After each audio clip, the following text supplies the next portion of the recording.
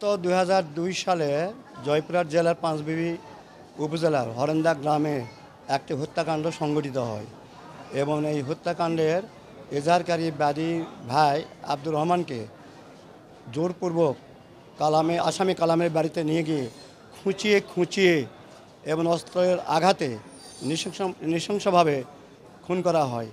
এই খুনের দায়ে আজ জয়পুরহাটের অতিরিক্ত বিজ্ঞ জেলা ও দায়রা জজ জনাব নুরুল ইসলাম 19 জন আসামিকে যাবজ্জীবন কারাদণ্ডে দণ্ডিত করেছেন এবং প্রত্যেককে 50,000 টাকা জরিমানা, অনাদায়ে আরও 2 বছর সশ্রম কারাদণ্ড দণ্ডিত করেছেন। এই রায়ে রাষ্ট্রপক্ষে আমরা খুশি।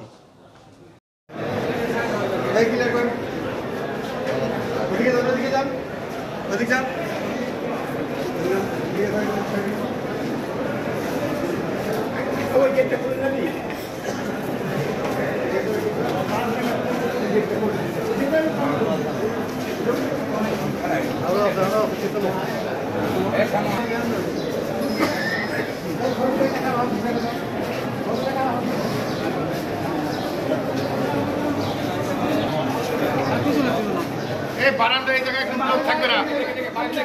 এই সরো এই বারান্দা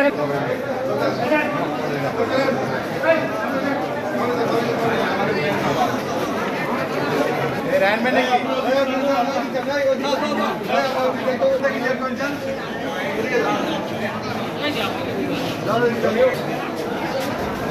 এখানে কোনো লোক আসবে না। যাও যাও।